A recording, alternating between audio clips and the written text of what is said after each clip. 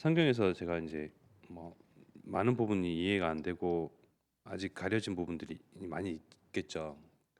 그런데 이게 상식적으로 따지고 봤을 때 출애굽한 이후에 광야에서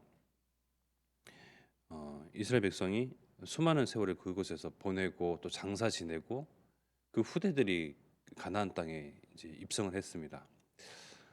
단 며칠이면 되는 그런 광야 길이라고 하더라고요.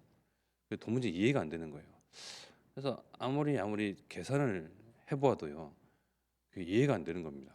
단 며칠이면 갈 수 있는 광야의 길, 통과할 수 있는 그 길인데요. 그렇게 수십 년, 수많은 세월을 보내고 장사까지 치르는. 그래서 제가 경험해봤던 군대에서의 경험을 대입해봤어요.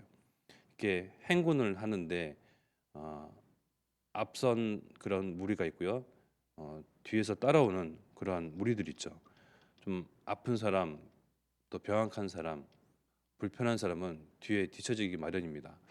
그래서 그것을 이렇게 보고 지휘자는 좀 잘 이렇게 분배를 하죠. 건강하고 또 체력이 뛰어난 사람들이 막 착착착 걸어가면요, 뒤에서는 계속 처집니다.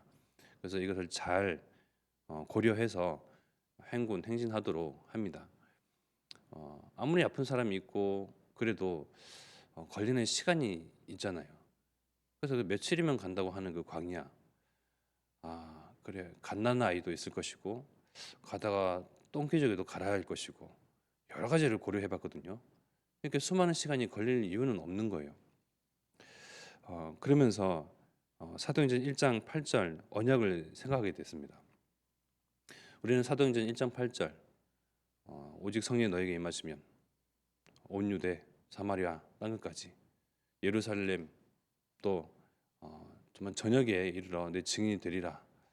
그 언약을 받은 이후 어, 우리가 다락방 전도운동에서 30년 훈련을 받고 난 이후 과연 몇 발자국이나 갔을까? 다른 분들은 모르겠고 저 자신을 보니까요. 어떻게 보면 단 한 발짝도 움직이지 않았구나라는 게 보이더라고요. 그것이 보이니까 그 광야에서의 수많은 세월들이 이해가 되는 거예요. 무슨 말씀입니까? 언약은 하나님께서 이루십니다. 성취하십니다. 우리가 받은 언약은 사람은 누릴 뿐입니다. 언약을 누리고 언약으로 즐거워하고 언약으로 살고 이루시고 성취하시는 분은 누구십니까? 하나님이시거든요. 사도행전 1장 8절 세계복음화 호남 세계 후대복음화의 언약을 받았음에도 불구하고요, 짐을 쌓았다가 풀었다가 들었다가 맸다가 놨다가 자포자기 했다가 다시금 힘을 내서 가보자 결심했다가 단 한 발짝도 움직인 적이 없는 거예요. 그러니까 이스라엘 민족의 광야의 그런 긴긴 세월이 이해가 되는 겁니다. 저 자신을 보면서요. 어떨 때는 순종한다고 했다가 어떨 때는 또 불순종했다가 또 다시 한번 해보자 하고 힘을 냈다가 또 하나님 무응답하면 또 불신앙했다가 또 하나님이 또 은혜 주시면 신자가 됐다가 또 아무 일이 일어나지 않냐면 또 불신자처럼 되돌아갔다가 단 한 발자국도 움직이는 적이 없었던 겁니다. 그래서 이스라엘 민족과 저 자신 너무나 일치하는데, 과연 그렇다면 강단에서 선포된 말씀과 같이 참된 누림, 언약 누림이 시작돼야 되겠다. 언약을 이루신 분은 하나님이시다. 내가 그 언약을 이루기 위해서 근심하고 또 열심으로 노력하고 뭔가 계획을 짜고 하는 것이 아니잖아요. 언약을 받았으면 누리는 겁니다. 즐거워하는 겁니다. 언약 안에는 생명이 있거든요. 언약 주신 이가 다 책임지신다 말씀하십니다. 주인은 하나님 되십니다. 하나님께서는 사람을 지으실 때 분명한 목적이 있었습니다. 이사야서 43장 21절이죠. 이 백성은 내가 나를 위하여 나를 찬송하게 하려 함이니 그것을 위해서 하나님께서는 지었다. 분명히 그 목적이 나와 있습니다. 그 목적대로 또한 하나님께서는 성삼위 하나님께서 원대한 계획을 세우시고 일치하시고 원네스 하셔서 사람을 그 손으로 지으셨는데 그 전에 창세기 1장 26절의 말씀이죠. 하나님이 이르시되 우리의 형상을 따라 우리의 모양대로 우리가 사람을 만들고 그들로 바다의 물고기와 하늘의 새와 가축과 온 땅과 땅에 기는 모든 것을 다스리게 하자 하시고, 사람을 만들기에 앞서 성삼위 하나님께서 일체 일심 또 그 원대한 계획을 하나로 생각하시고 또 세우시고 원내스 하셨습니다. 이 말씀대로라면 바다의 새와 바다의 물고기와 하늘의 새와 또 가축과 온 땅과 땅에 기는 모든 것을 다스리게 하자. 즉 주인으로서 또 권세자로서 능력자로서의 진짜 하나님 같은 형상, 하나님의 능력 가진 자, 하나님의 영을 가진 자, 그 말씀이거든요. 정말 종속된 그런 관계가 아니고요. 정말 하수인 취급하는 그런 관계가 아니고요. 무슨 바지 사장 앞세워서 일하도록 하는 그런 관계가 아니고요. 진짜 하나님의 능력 가지고 영을 가지고 모든 것을 다스릴 그런 사람을 만들자 말씀하셨습니다. 그 가운데 하나님을 찬양하죠. 또 다스립니다. 주인 되었습니다. 왕의 신분을 받았습니다. 하나님께서 모든 걸 다 일임하셨습니다.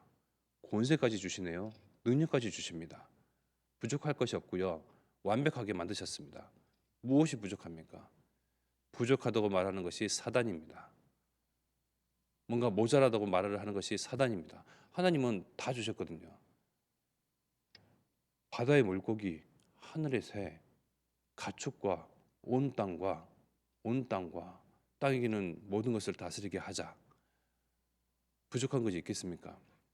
그러나 하나님과의 관계, 그 질서를요 확 바꿔버린 것이 사단의 역할이고 사단의 계략이며, 사단 자신이 먼저 하나님을 대적하고 하나님을 경배해야 할 천사가 그 경배 대상을 자신으로 돌리는 사단과 같은 그런 불신앙 또 불순종을 하도록 사람을 꾀었습니다. 너희가 저것을 먹는 날에는 너희가 반드시 죽지 않는다. 하나님처럼 된다. 즉 경배의 대상을 더 이상 하나님께 두지 말고 너희가 경배 대상이 되어라. 경배를 추종을 많은 자연과 만물과 모든 것 생명체로 하여금 경배를 받는 그런 대상이 되어라. 너희가 바로 신이 된다. 하나님처럼 되어라. 그 말에 혹하여서 정말 모자랄 것이 없는 아담과 하와가 정말 모자란 그런 행동을 하고 맙니다. 창세기 3장 문제죠. 문제입니다. 하나님께서 그들에게 주신 언약은 무엇입니까? 창세기 2장 17절 말씀이죠. 선악을 알게 하는 나무의 열매는 먹지 말라. 네가 먹는 날에는 반드시 죽으리라 하시니라. 하나님께서 이것을 협박하신 것이 아니고요. 이 언약을 누리라고 주신 것입니다. 처음으로 인간과 하나님과의 언약 관계가 딱 체결된 말씀이 창세기 2장 17절입니다. 그래서 강단에서는 뭐라고 말씀하십니까? 이 언약 묵상하고 전달하는 것이 예배다. 이 언약을 누리는 것입니다. 사람들은 이것을 보고 협박이라고 얘기하죠. 아니 무슨 하나님이 정말 먹으면 죽을 그러한 선악과를 떡하니 한가운데 두고 먹지 말라. 반드시 죽는다. 그렇게 무슨 겁을 주고 겁박하냐 말씀하시는데요. 얘기를 합니다. 그러나 우리 하나님은 우리가 하루하루 살아가는 그 생명, 그 생명의 나날들, 지금 호흡하고 심장이 뛰고 하나님께서 만드신 모든 것을 다스리게 하는 왕의 권세까지도 모든 것이 하나님께로부터 나오는 거잖아요. 그러나 하나님은 이 모든 것을 또 무로 돌릴 수가 있는 분이 하나님이십니다. 아무것도 그 이전과 같은 상태로 돌릴 수 있는 것이 하나님이십니다.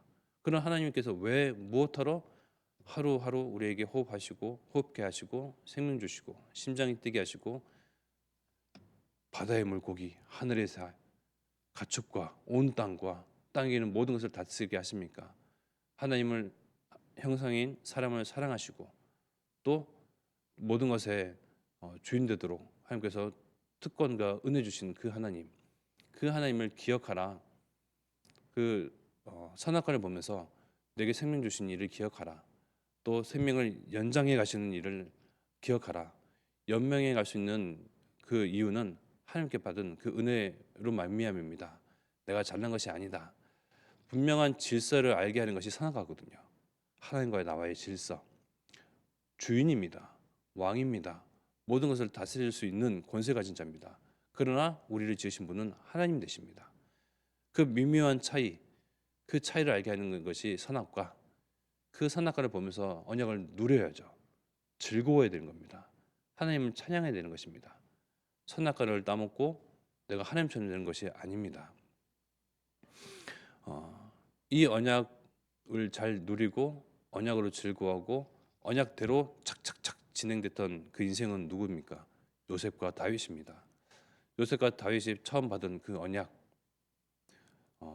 정말 가문 복음화에 그런 언약 받은 요셉, 또 왕이 되리라 언약 받은 그러한 다윗, 언약 받은 이후에 일어난 일들 무엇입니까? 노예로 팔려갑니다. 또 숨게 되는 그런 도망자 신세가 된 그런 다윗과 같이. 그러나 그들은 그 언약을 받았음에도 불구하고 포기하고 자포자기한 것이 아니고요. 그대로 진행했습니다. 하나님을 믿고 나의 왕, 나의 주인, 나의 피할 요새 방패로 찬양하면서요. 갔는데 나중에는 총리로 또 왕으로 하나님 차례심을 만민에게 만방에 전달하는 정말 세계복음의 증인으로 섰습니다. 언약을 붙잡고 또 그대로 착착착 진행했던 인생이 바울입니다. 정말 바울 한 사람 통하여서 예수님은 정말 이 한 사람 통하여 복음을 증거하리라, 증거되도록 하리라 언약하셨는데요. 그 이후에 많은 어려움, 공경 또한 처한 상황 개의치 아니하고 전도자로 걸어갔고 마침내 로마 복음화에 이르기까지.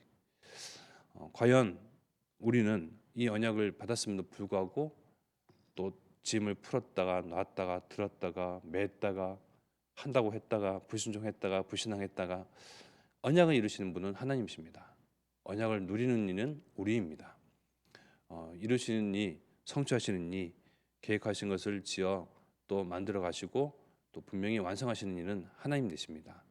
우리는 이 하나님으로 말미암아 언약으로 말미암아 참된 누림, 참된 즐거움, 참된 행복, 나의 정체성, 우리의 신분, 권세 모든 것이 언약 속에서 발견되어지고 또 이것이 전달되어야 할 것입니다. 우리의 현장에서 하나님께서 분명히 현장의 복음화, 또 지역의 복음화, 가정 가문의 복음화, 호세우의 복음화 그것을 주셨사오니 나의 있는 현장, 나 한 사람 통하여서 정말 내 안에 있는 그리스도의 빛 증거하는 그런 증인 되게 하시고 나의 불순종과 불신앙으로 말미암아 이 빛이 가려지지 않게 하시며 또 현장에서 복음을 방해하는 모든 흑암의 권세가 결박되어지도록 또 목사님과 또 우리 전도자들이 가는 모든 현장마다 예배된 영혼들 중에서 만나게 하시고 또 이 전도운동을 위해서 주신 이 생명 정말 누릴 수 있도록 주께서 역사하옵소서. 이 시간 합심하여 기도하겠습니다.